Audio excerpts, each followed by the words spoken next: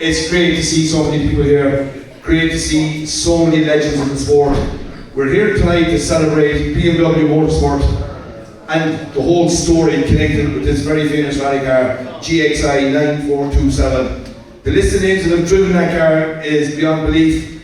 An example, Dennis Gordon, the current owner, Billy Coleman, Andrew Nesbitt, Bill Connolly, Patrick Schneider's here in the building. I think the only man that drove that car that's not here is Billy Coleman. And that's a testament to Paul, it's a testament to Clary District Motor Club that got us all here tonight.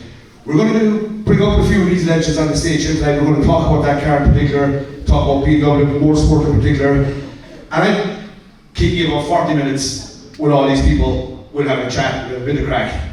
We'll start first of all, put your hands together first people for Mr. Paul Ahern, the owner of this garage who has put this night together. We'll also bring Dennis Gordon on the stage. Dennis is the owner of the car here beside me.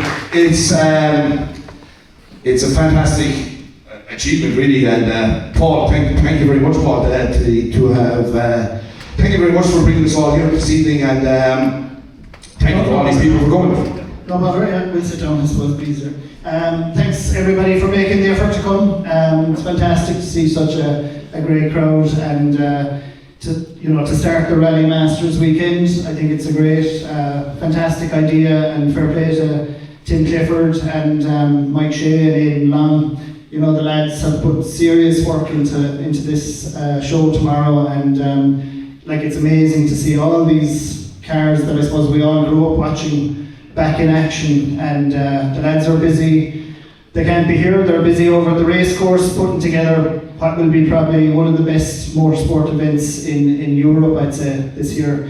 But so yeah, as Ronnie said, it's great to have GXI 9427 here, and Dennis, and obviously Patrick Schneider's and all the people that drove this car. And I suppose the main man who obviously would have been a big hero of mine growing up would have been Bertie, Bertie Fisher, who was probably the most famous of all the drivers, and what he did himself and Rory with that car in that particular season, and that particular Rally of the Lakes. So it's 35 years in December, and it's great to have a new version with that Matt's built in the Toughback livery, and thanks to Kieran McAnallen for making the effort to come as well tonight, obviously. So I'll put back to you there, Sean.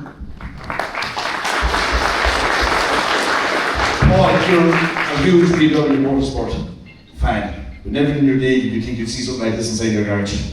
I know, look, it's fantastic. I mean, for me, rallying was the M3, and to hear that machine coming at 9,000 RPM, I'm 21 years this year with BMW, and I've been to Munich probably 18 times, and every time I go to the private museum, there's two museums, one of them is the private one, and I talk to some of the old motorsport guys that work on the E30 M3s. We still have a lot of people there who are in their late 60s and 70s who would have worked on the car that still come in a few days a week and do bits and pieces and go to shows, and to see the car reborn by Mats, and I suppose ultimately it was Craig, who obviously was a very close personal friend of mine, and when he Mats brought the car in 21 to Killarney, and Craig absolutely drove the wheels off it, and it went viral, and it's a testament to him really, because that particular weekend I remember Mats and his dad were here. I think they had like 6 or 7 cars sold, and once Craig had drove the car and actually won the rally, himself and Paul, it went viral and it went worldwide, and I think Mats has over 70 rally cars sold now. That's incredible statistic, and as you say, it's all down to Craig, and we'll never forget him. He was a personal friend of a lot of people in this room. He was almost an honorary Kerry man. He loved this part of the world, loved rallying here. Tonight too, while we remember people like Bertie, we remember people like Craig, we're here too to talk about this fantastic machine here, probably the most iconic BMW M3 E30 in existence. It's now owned by Dennis Conan. I can't believe that the man told me here this evening, it's 30 years ago since you got this machine.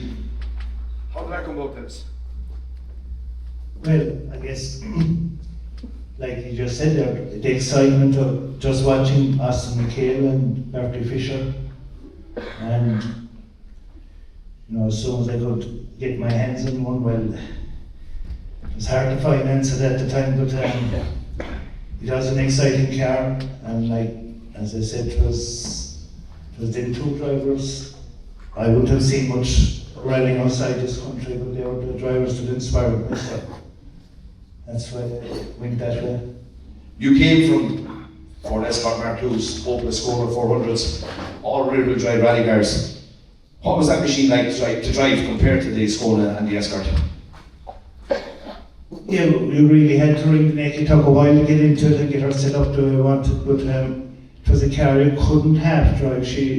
With the diff, the way it was set up, you had to drive it with the right foot and slide and glide and do all the things that were nice. You mentioned earlier to me in a private conversation, but you reckon the car was probably built for the back end, the fast sections of Carroll Lake. Bertie Fisher always said the Carroll Lake was his favourite stage as well. That machine, Carroll Lake, the good rally driver, your perfect combination. Yeah, I really enjoyed Carroll Lake because I like fast stages anyway. It was probably easier on the body and you don't have to turn the wheel too much, but it was a nice car in all conditions really. So I could say nothing, I would praise it. And that's when you say Carroll Lake there, I suppose the big memory we have of that 1990 rally was obviously Austin and Dermot in the black version, obviously with the white Galway version here tonight, but that black M3 in the ice was unbelievable, the onboards, unbelievable. That's one of the things we're celebrating here tonight, is the 35 years of Bertie Fisher's winning the Rally Lakes, 35 years of that car's win. It's hard to believe it's 35 years ago, but a lot of us that grew up around that area, it was a very special rally, Paul. It was the year the Russians came to town. They were unknown, but the snow and the ice came Friday night. These guys lit up the stages.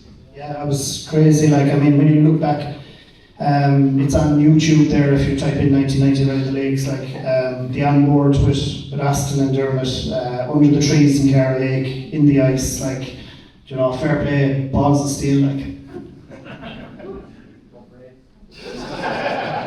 Someone say no brains. We brains we would be here in the first place.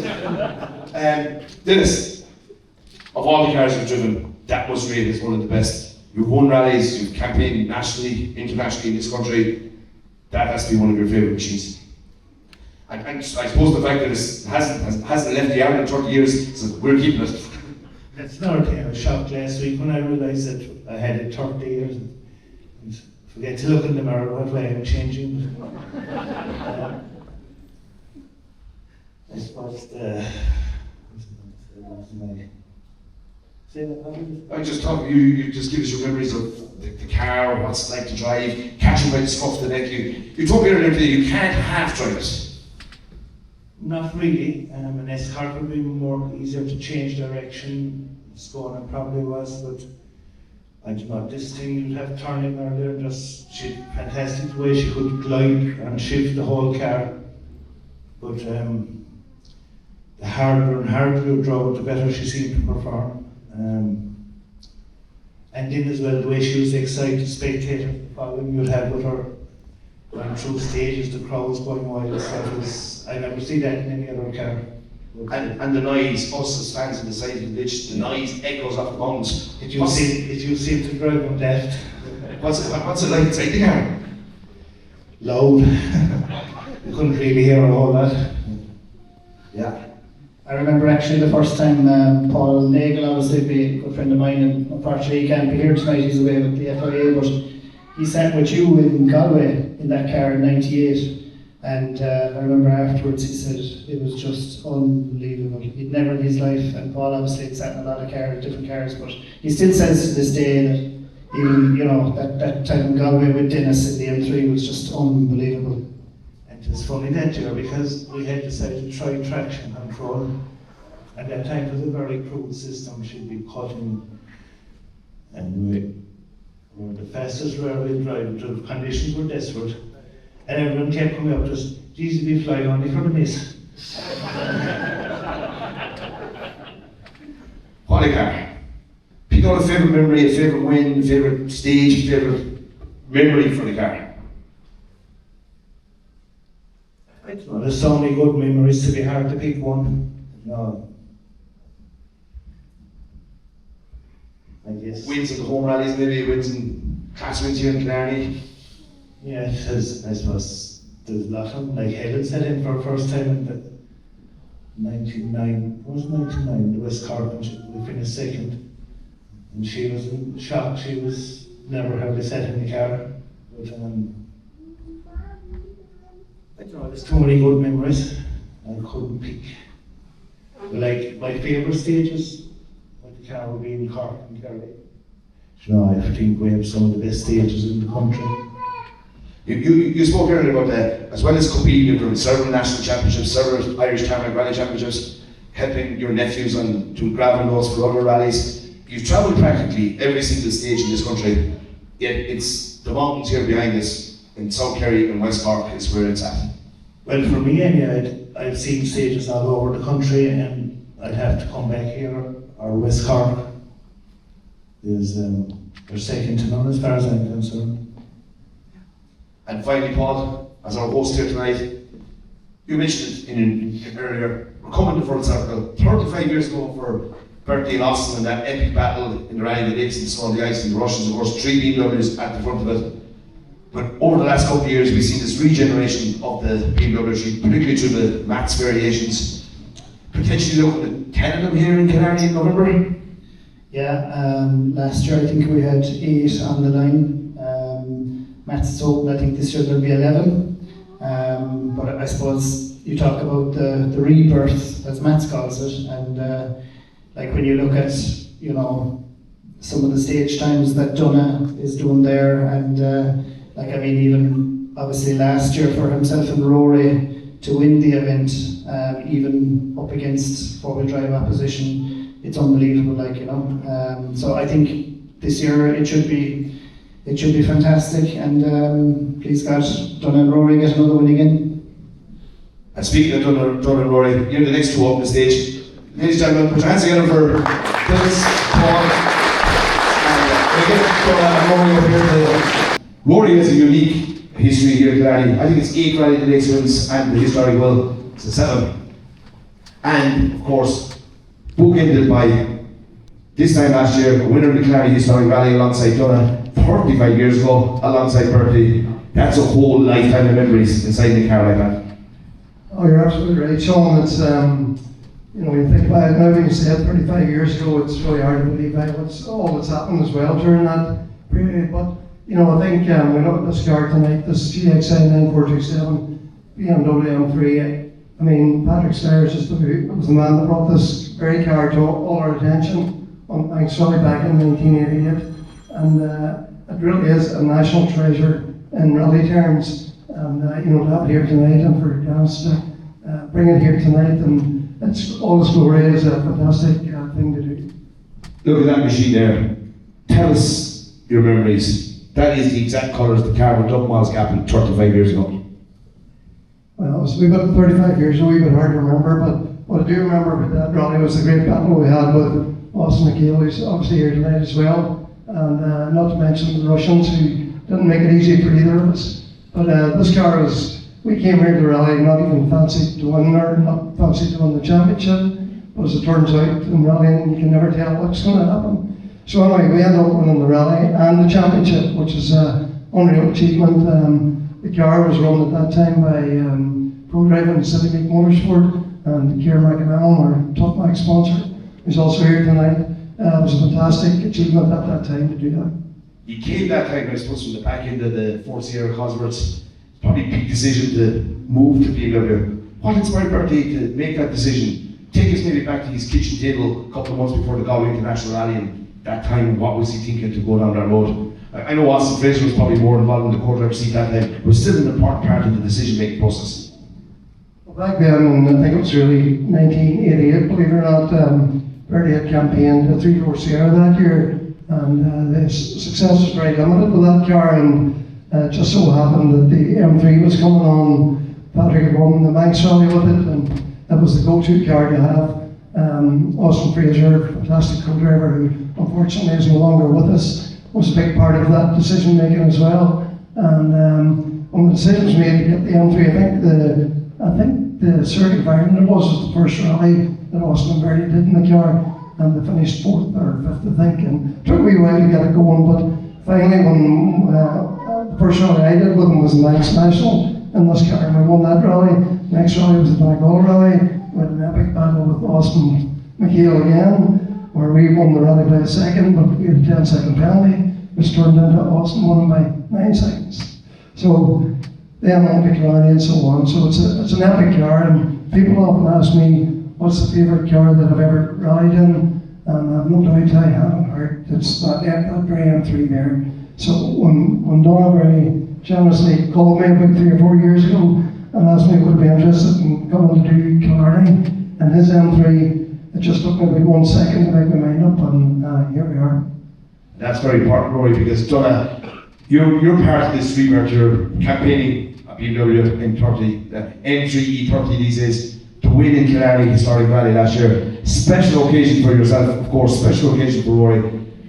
Take us back in that full circle, like we're going 35 years fast forward to this time last year. Yeah, I suppose last year was quite special. I suppose it was special for 2 reasons. I beat my son, and I keep reminding him every day that old Bo, young Bo, maybe he'll learn sometime. But yeah, look, it was really special last year to win it, and to win it with Rory, you know, given the history and that, it's one that's right up there, you know. So you never know. We'll go at it again this year, and yeah, you never know what will happen. One of the 11, of course, that Paul is talking about. Tell us your own thought process. You know, you came through the ranks of modern rally cars, Ford Focus World Rally cars, Mitsubishi Evil 91 rallies, and all these machines. You got a notion for historic rallying in recent years, but you went for the Mats BMW as well. What was your thought process in thinking I'll go BMW? I was an opportunist. A friend of mine had the car. He was stuck with it, and I gave him a low bid one morning that he accepted. Yeah, so I think it wasn't by design, but driving the car is wonderful. It's such an easy car to drive. It really is so forgiving. It's predictable, and although we did have a fairly major crash in Spain last year. But there was driver error, not the car. But they are so easy to drive, and like Dennis says, the harder you push them, the better they are. The more aggressive you're in the car, the better she performs. Yeah, absolutely. You know, you just keep pushing it on. It's amazing what you can do when you get the confidence. You know, so for me, it's a joy to drive. You're a big fan of motorsport history. Your own museum in Donegal is a testament to that. But here we are, we're reliving the history of BMW motorsport in Ireland. What kind of feeling are you getting around here this evening when you see all these cars, especially this particular machine and the replicas of the Tough Mac and the X-Division here behind me? This is the iconic era of Irish rallying in the mid-80s. Yeah, I suppose one thought that crossed my mind is that car really should be in my museum, so it's, we'll have to try Dennis again. You're the second man here tonight to try to buy it. I've been trying to buy it for about 10 years. So thankfully it's still in the country, you know, and that's where it really should be, no matter what happens, because it probably is the most iconic M3 there is in the world, you know, and to have it here in Ireland is really special, so hopefully it will remain here for long into the future.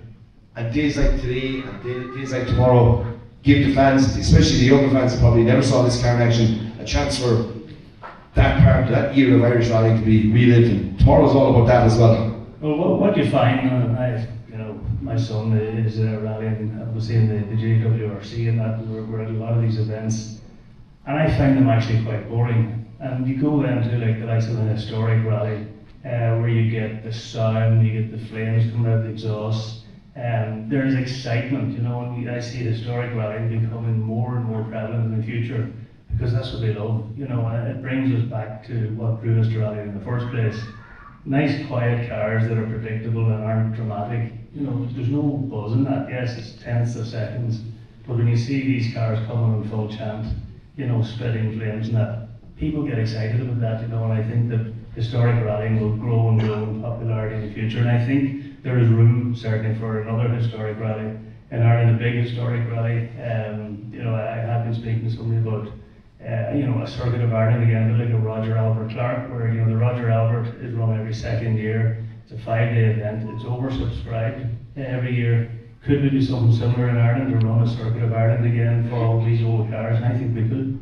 Could we have a quick vote inside the room here tonight? Who wants something like that? Yeah! Yay!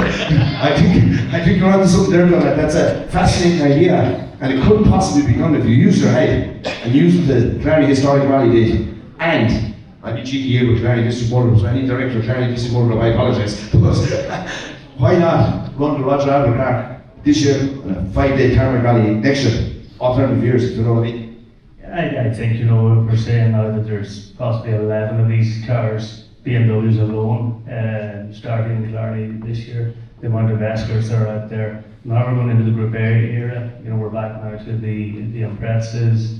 I'm actually building a Toyota 205 Group A car purely for historic rallying, whether it's in Ireland or Europe and that. So we're going back up even to the year 2000. We're back to the early WRC cars. This is what's in store for us in the future in historic rallying, you know, and it's going to be really exciting. And I think tomorrow's all about that as well, because you go back to the early 2000s in Ireland, you had record numbers of world rally cars. Per capita, I think we had more world rally cars in that period of time than any other country in the world. And the list of machinery that we're talking about tomorrow is 50 cars from the Group A, Group E era, and the world rally car era of Irish rally. Yeah, I think obviously the Group A era and the WRC era, it was super exciting. I don't know if anybody watches any of the national rallies today, and you see all your R5s, and then now Maguire comes along with the Subaru S12B, and all the heads turn. You know, you see the spectacle, the noise and the popping and the banging and that. And I think that's what's missing in rallying is the spectacle, you know, and it's a little bit too predictable, you know. So for me, the future of rally needs to change in terms of the regulations that are coming for 27, that it needs to be a little more dramatic. You know, we need a little bit more noise, a little bit more aero. And if we don't do that, I see that the historic rallying will grow and grow popularity. That's a question I think we should direct to Rory as well. Like, Amanda's come through the ranks. You started a long time ago, Hilton and talking some of these, they're historic rally cars now. Into this area here, we're probably at your glory days of your career, winning rallies, now part of the historic scene. It's special for you too, and that full circle is part of your story. Yeah, for sure, Sean. I've come full circle with the M3s, as you say, but James Cullen is also here tonight, which I'm glad to say. He and I started out many years ago on the Man Adventure, and it was pretty much one of our first rallies back in 1978, I think, or 1979. And we've been through very many cars since that, but all through that time, I was going to say that we've been in cars that are capable of being sounded like rally cars. They were noisy, they go sideways in them, they were a bit of a spectacle to watch. So that really is what the spectators want to see, and really we have progressed right through the entire evolution of the rally cars right up until the present days. And like I said, this is my favourite car, which is 1988 car, you know, so I'm all for it. I think it's the way forward. That this type of car has a bright future. You just reminded me of a great statistic about your rally career, something I came across in recent years. Your rally in the 70s, 80s, 90s, early 90s, and the 20s, and you have actually won an overall rally in each one of them decades. That's some achievement, in all fairness.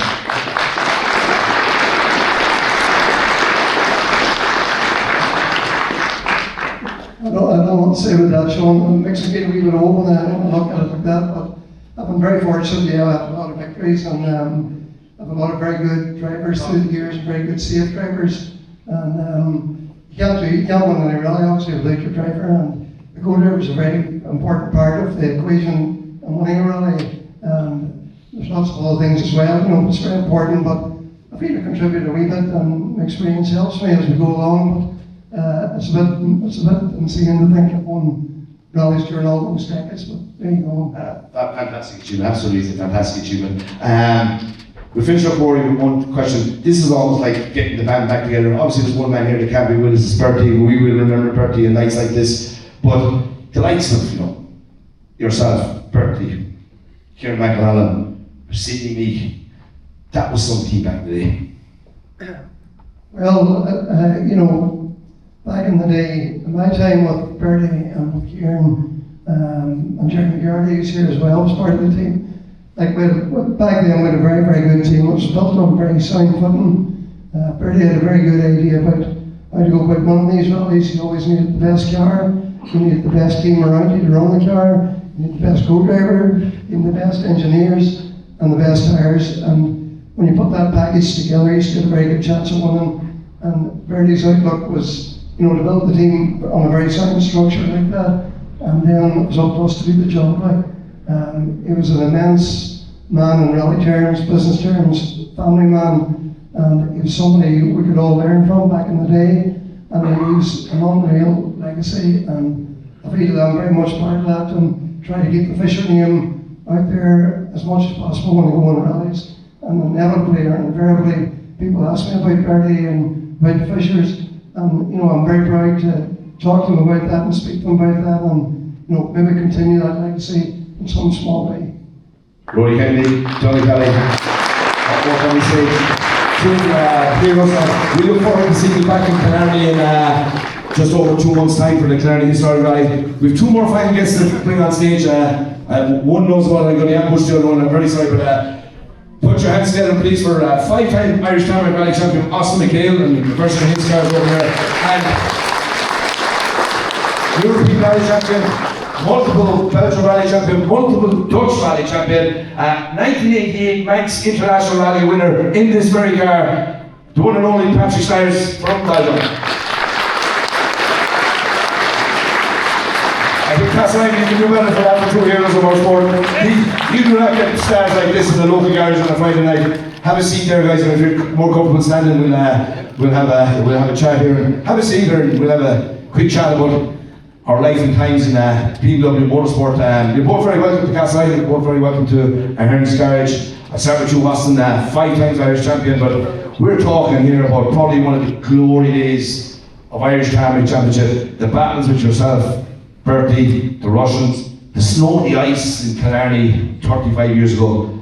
Take us on a trip to memory lane to that morning when you came out of the Glen Eagle Hotel and the place is covered in snow. Not really looking for a lot, are you?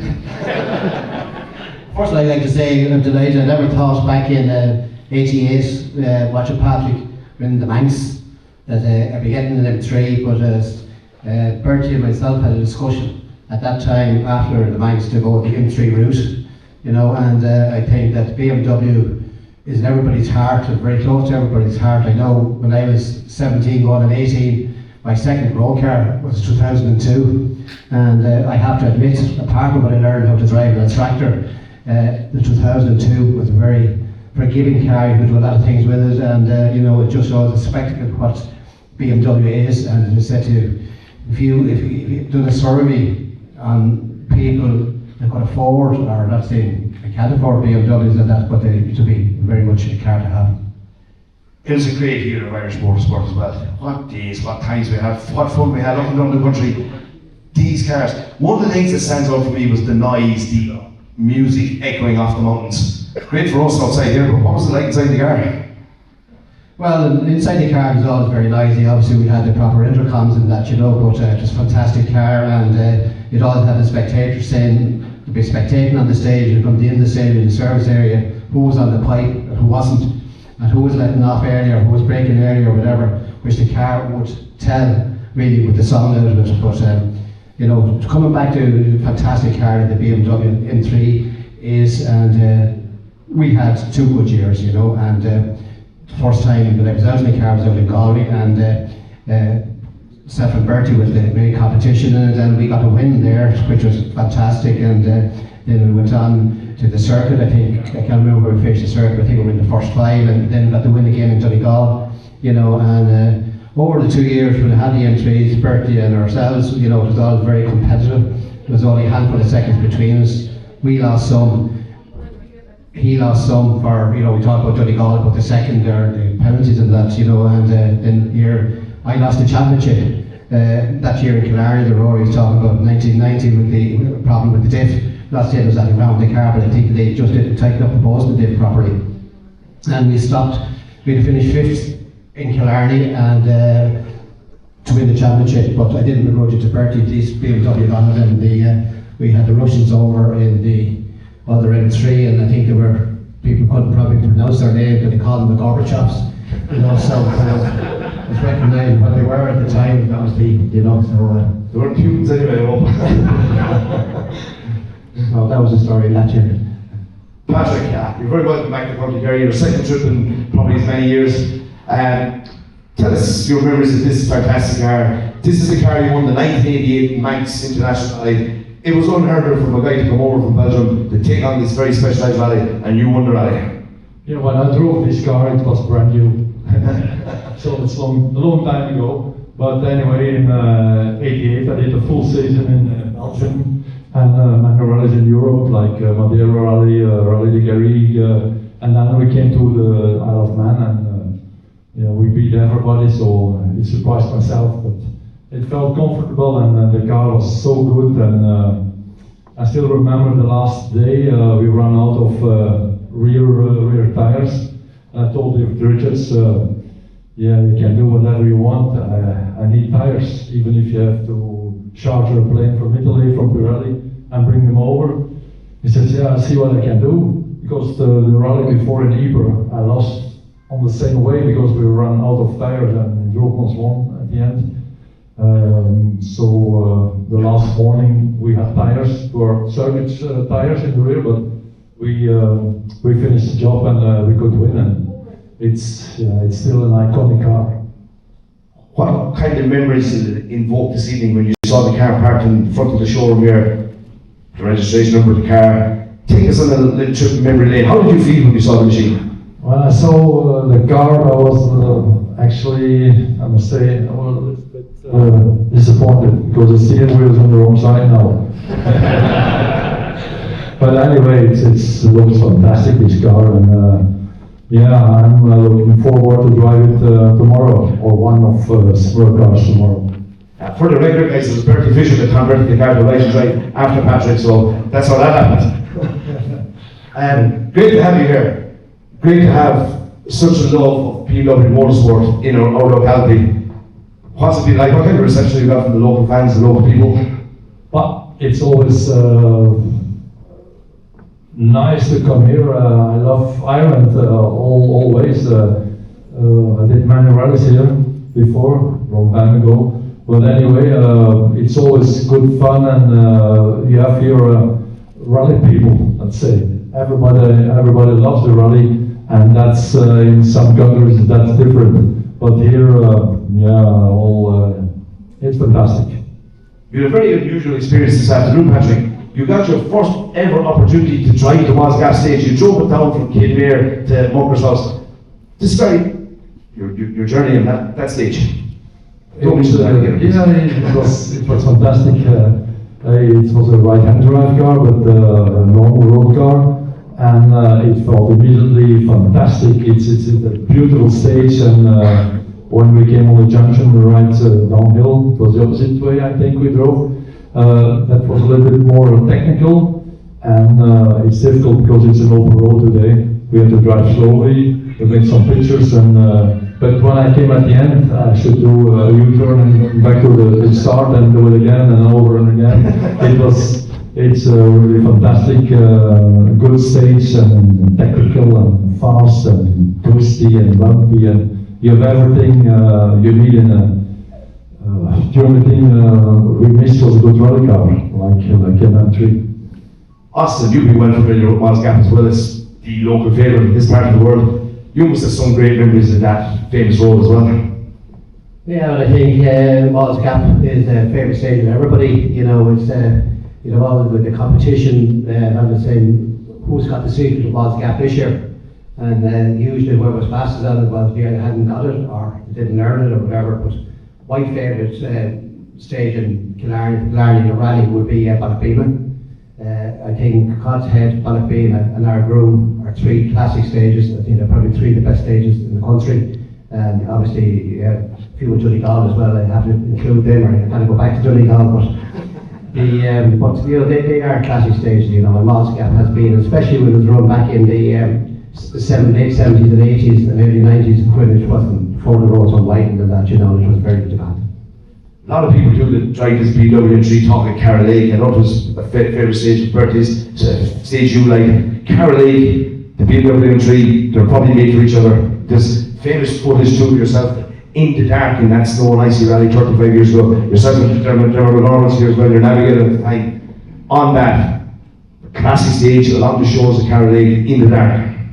Yeah, definitely Carroll Lake is a classic stage, you know, but it would be very quick, and you wouldn't be as direct coming off the end of Carroll Lake as you would at Ballybeamon. When you come off the end of Maltagap or Ballybeamon after you're doing 14 or 15 miles and the risks are locking, you know that you've definitely, there's no power steering and that, you know, so the current rally cars with power steering on at the moment are, I don't know what Walter Roy used to say, but I won't make the comment. You're right, you sit here, we won't tell anyone.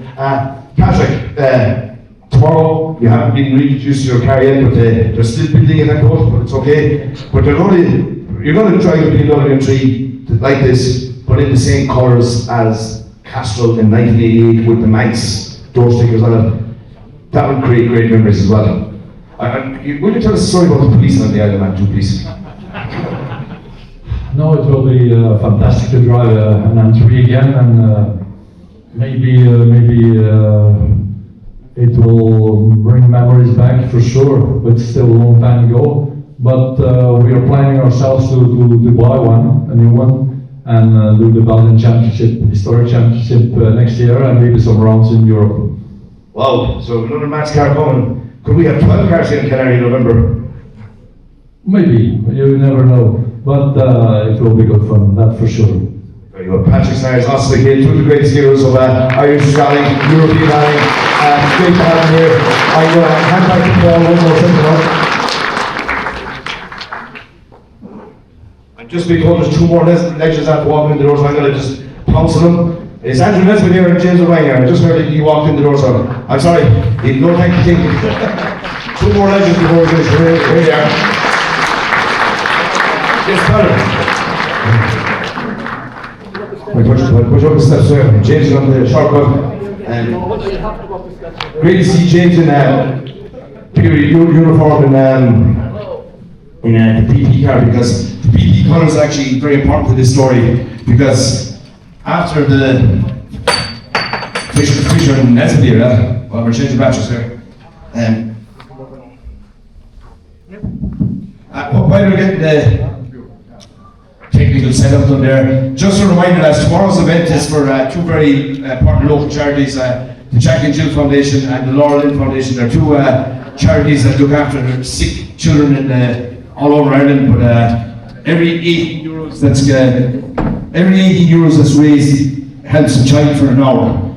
And everybody that's bought tickets for tomorrow, everybody that's supporting the event, is contributing another 18 euros towards that figure. So bear that in mind in anything that you're doing over the next 24 hours. And we're doing this for charity. The two charities are the Jack and Jill Foundation and the Laura Lynn Foundation, and they're both help the families of sick children, not just the County Kerry, but all over Ireland as well. James and Andrew, it's great to have you here. I didn't mean to ambush you, I just got a little notice there that you were here in County, so we said to talk to you about it. We're here tonight to talk about GXI 4927, one of the most famous rally cars in Ireland, and you've had experience in several different bikes, James. Yeah, that particular car, I suppose, was the car that introduced me to Bertie Fisher. By the way, I said this was a dog basket. I don't know how it escaped. In any event, Bill bought the car from Bertie, and at the start of the stages would be delays and whatever. So Bertie would come back and he'd sit into the driver's seat and he'd be pushing the steering wheel or whatever, and reliving some of his daring do's in the car. And I was in the passenger seat, and was a green young lad from Cork. And Cork lad there. It was it's a great, I got introduced to him, got to know him. I suppose I got to a stage at the end, towards the very end, where we were probably the two oldest doing Mount's Gap, and we were standing below the car park in Killiney, looking up at the clouds, as to what tires and what where we go. So there's, as I say, maybe from a young fella, we ended up in one of the old lads, the legs of Brian and Ryan and good young rivals. But yeah, the car. Listening to some of the lads earlier on, my recollection of that thing was if you didn't catch it by the scruff of the neck and beat the living tar over to a kill, in plain language. And there's one memory I have of it. There's a section of Ballacklina, as I say, Austin's famous stage. That hasn't been run, I'd say, in quite a while. It's when the stage starts down in Blackwater and comes up and runs the main road and comes out to the hairpin lift down over all the bumps. But it's a very, very fast, wide open section of the road. I can still remember a 2-story house in the left. And there's some bit of a little dip in the road, which no other car I've ever been in found it, but that thing found it. And the yoke stood in its nose. And we did the stage twice.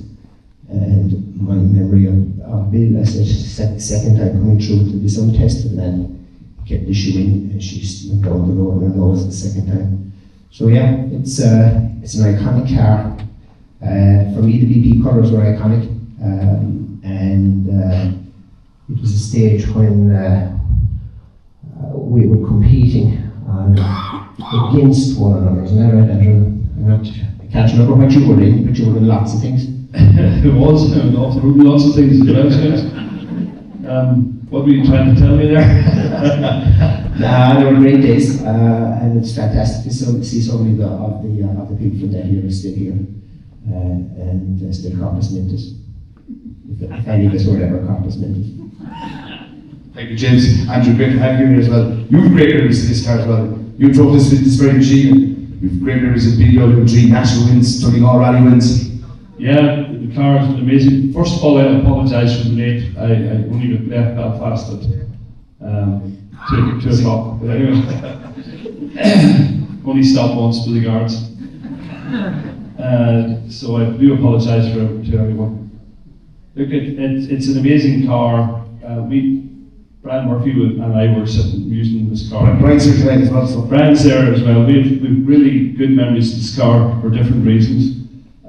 We won the Cavan Rally, the White Horse Rally, I think it was, in this car. Probably the second last time we won Cavan.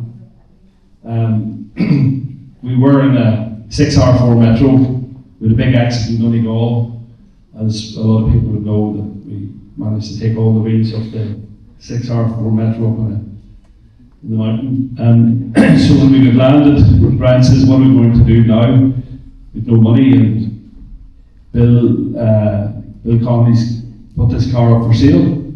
And I remember going down to Bill's garage and saying to him, will we get everything with her? He says, everything, because I'm finished rallying. And this was our entry point into the BMW, and it was a fantastic car, very fast. Remember the diff, you didn't want to break it because it was the one item that you could stop if you were in dry tarmac. And as James said, she'd stand on the nose the odd time. I think Brian, I remember on the last stage in Cavan, James Lackey was chasing us down in the wet in the 4-wheel drive car that he had, and he was coming at us quite quickly. And I said to Brian, he says, we can't let this 4-wheel drive car beat this wonderful M3. And I remember standing on its nose to go down the straight, and I got a prolapse disc out of it, but we still won the rally, so the disc was forgotten about pretty quickly. But James reminded me very subtly, and I couldn't believe my navigator for many years would say this to me just as I would come up on stage. He says, Andrew, I remember following you up Mull's Gap in that yoke. Yeah. If you all know what happened to me in Mull's Gap, I took 3 wheels off her. And James proceeded to drive past me. And Brian and I were top. Remember we hit the 17 concrete posts, Brian? Not Mull's Gap. Knockalla. The old dementia's kicking in them 65 last week. Anyway, we took the 14 or 15, 16, 17 concrete posts out. 2 left-hand wheels, front, rear, back wheel, and that was us grounded. But the car wasn't actually damaged because there was a great sump guard on her, and she just took the battery and onto that. The car was perfect, or the wheels had come over. But there's a famous photograph out there, and I see Gary Jennings and Conrad laughing at this.